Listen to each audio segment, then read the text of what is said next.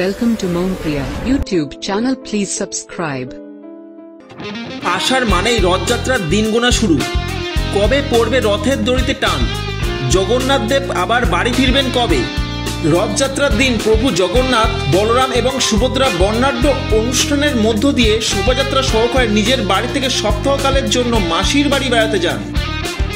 স্নান যাত্রা স্নানের পর শারীরিক অসুস্থতার কারণে প্রভু শ্রী জগন্নাথ দাদা বলরাম ও বোন সুভদ্রাকে নিয়ে অনশনকাল কাটান।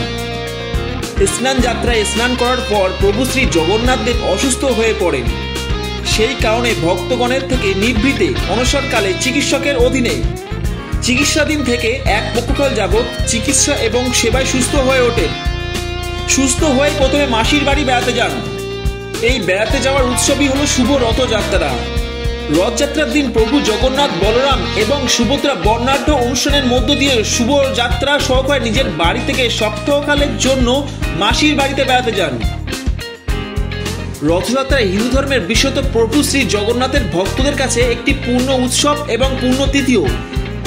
এই পুণ্যতিথিতে জগন্নাথ ধাম পুরী ছাড়াও পশ্চিমবঙ্গ সহ সমগ্র ভারতে জাঁকজমকের সঙ্গে রথযাত্রা পালিত হয়।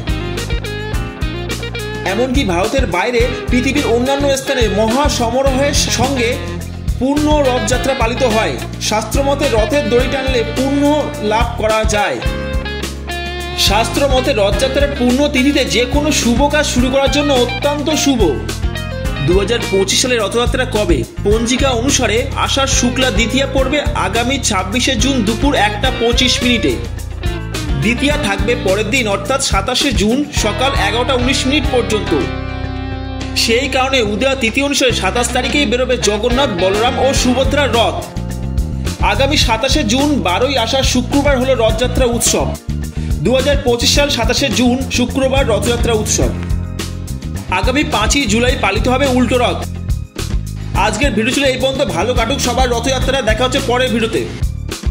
Subscribe my channel and press the bell icon for never miss another update.